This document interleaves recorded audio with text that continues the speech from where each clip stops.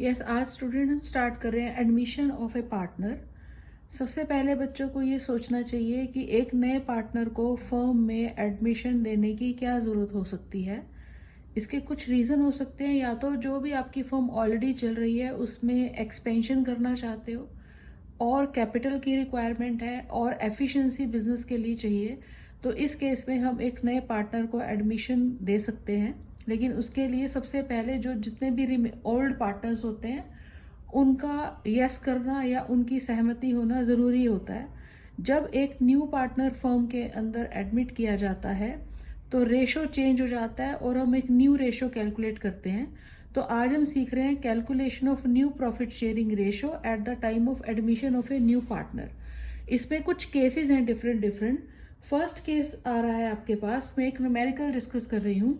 Suppose there are 3 partner A B and सी।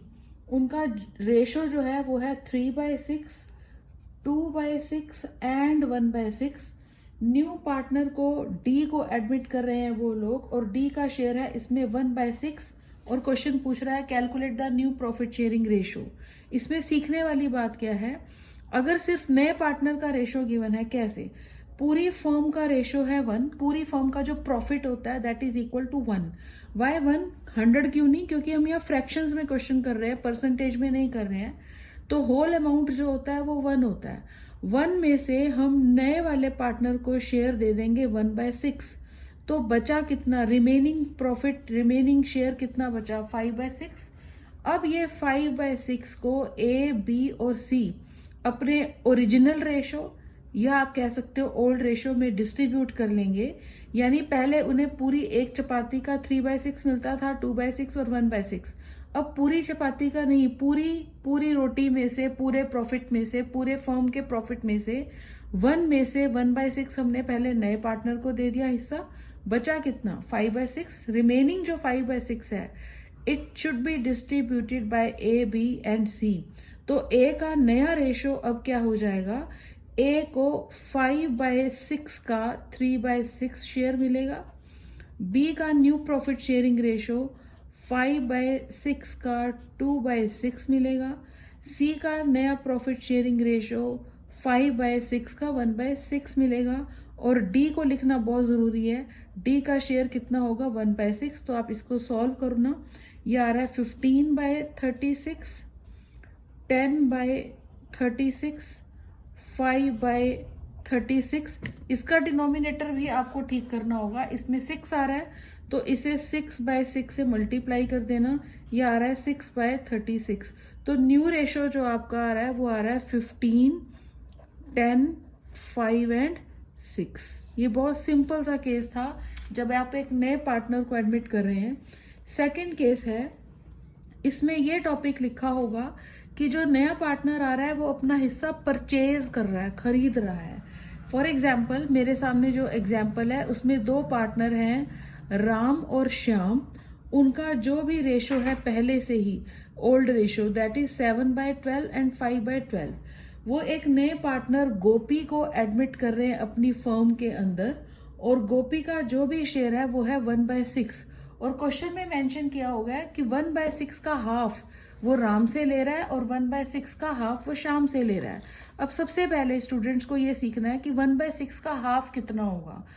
आप जब half करेंगे तो 1/6 को हम 2 से डिवाइड करते हैं। तो जब आप इसे सॉल्व करेंगे तो ये 1/6 इंटू 1/2 इज इक्वल टू 1/12 हो जाएगा। यानी जो 1/6 का आधा होता है वो 1/12 होता है। तो गोपी अपने हिस्से का आधा यानी कि 1/12 राम से ले रहा है और 1/12 वो किससे ले रहा है? श्याम से ले रहा है। ठीक है, तो राम का नया शेयर कैसे कैलकुलेट होगा? राम का पहले जो शेयर था दैट वाज 7/12। इस में से माइनस वो सैक्रिफाइस कर रहा है 1/12 for the favour of in the favour of Gopi. तो इसका न्यू शेयर राम का बचेगा कितना? 7 - 1, 6/12। श्याम का new profit sharing ratio, Shyam का पहले रेशो था 5/12। इसमें से 1/12 वो गोपी को दे रहा है, तो इसका बचा कितना? 4/12। एक अच्छी और आराम से समझने वाली चीज, गोपी का न्यू रेशियो इस क्वेश्चन में ऑलरेडी 1/6 गिवन है, बट फिर भी जो ये लोग सेक्रीफाइस कर रहे हैं उन्हें जब हम ऐड कर देंगे तो वो नए पार्टनर का शेयर बन जाता है। ये हो गया 2/12।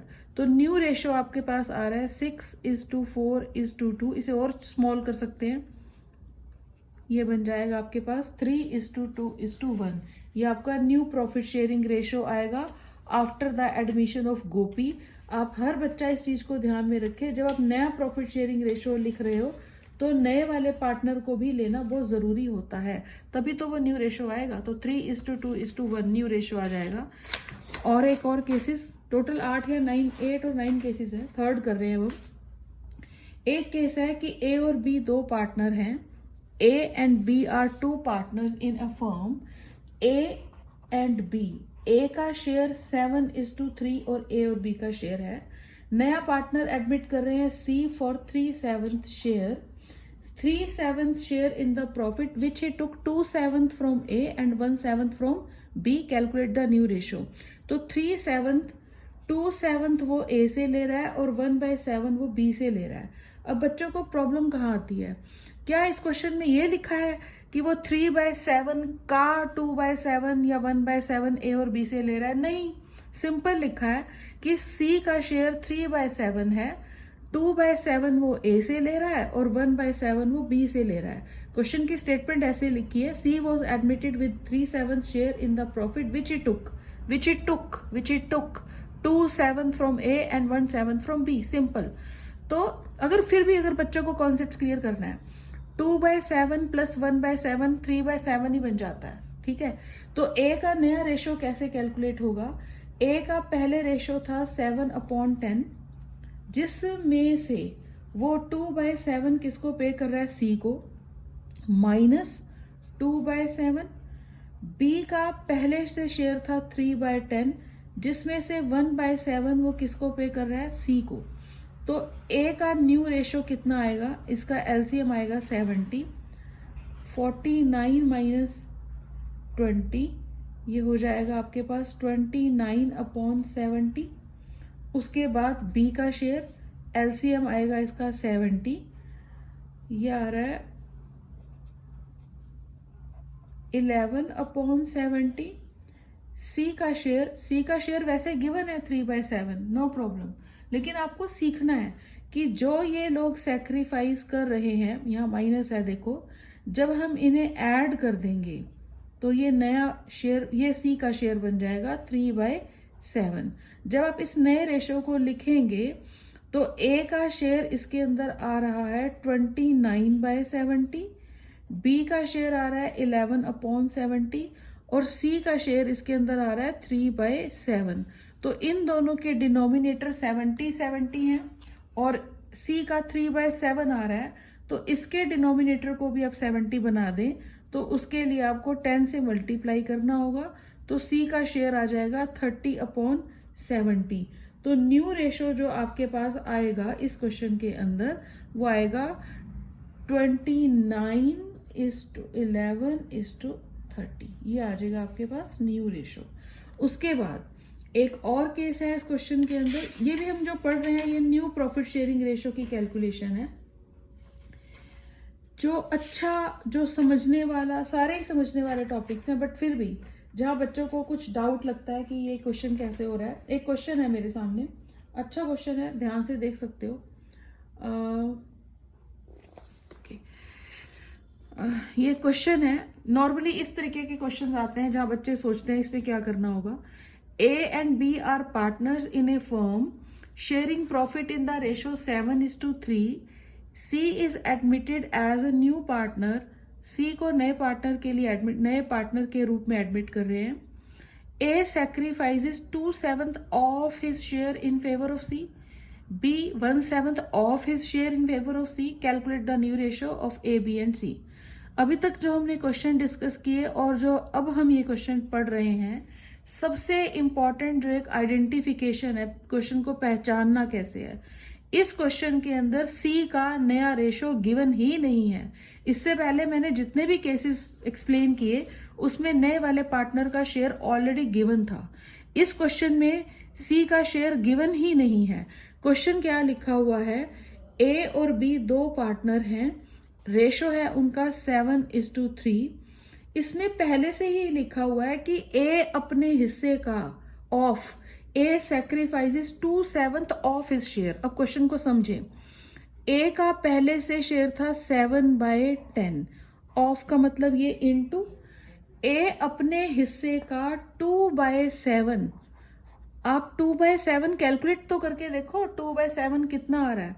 तो इसका 2/7 जो आ रहा है वो आ रहा है 2/10। तो ए, यहां पर देखें, ए अपने हिस्से में से 7/10 में से सैक्रिफाइस कितना कर रहा है, 2/10।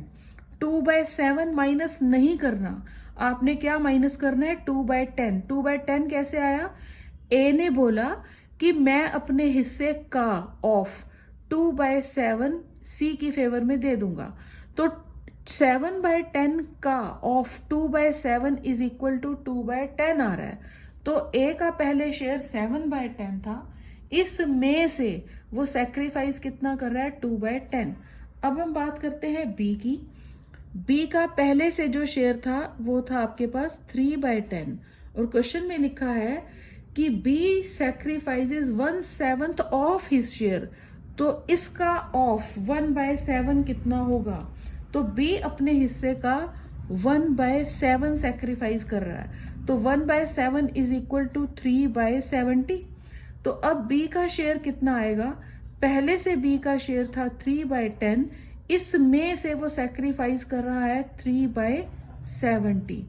अब इसका तो ये एलसीएम आ गया 10, 7 माइनस 2, तो इसका न्यू रेशो ए का आ रहा है 5/10, बी का ये आएगा एलसीएम 70, 21 माइनस 3, 18/70। ये ए का न्यू रेशो है, ये बी का न्यू रेशो है। सी का शेयर क्या होगा, जो ये लोग सैक्रिफाइस कर रहे हैं, यानी ये और ये, इसे हम ऐड करते हैं, 2/10 प्लस 3/70। तो ये नया रेशो, ये सी का शेयर आ जाएगा। तो इसमें 70 एलसीएम आ रहा है, 70, 14 प्लस 3, 17/70। अब नया रेशो आप लोग लिखोगे कैसे, ठीक है। ए का शेयर आ रहा है 5/10, बी का शेयर आ रहा है 18/70, और सी का शेयर आ रहा है 17/70। तो इन दोनों का डिनोमिनेटर तो 70 है, और ए का डिनोमिनेटर 5/10 है। तो उसको 70 बनाने के लिए हम लोग इसको 7 से मल्टीप्लाई कर सकते हैं। तो ए का शेयर हो जाएगा 35/70। तो न्यू रेशो आ रहा है 35:18:17। ये आ रहा है आपके पास नया ratio after the admission of C, ठीक है। ये कुछ टॉपिक्स थे related to the new profit sharing ratio. उसके बाद जब मेरा नेक्स्ट वीडियो आएगा उसमें गुडविल का ट्रीटमेंट सीखेंगे हम लोग। तब तक आप प्रैक्टिस करिए। मैं जो बुक पढ़ा रही थी ये डीके गोयल बुक थी। ये जो भी एग्जाम्पल थे डीके गोयल बुक में से थे। एक क्वेश्चन कम से कम जरूर आएगा calculation of new profit sharing ratio का। तो तब तक आप प्रैक्टिस करिए। Thank you so much.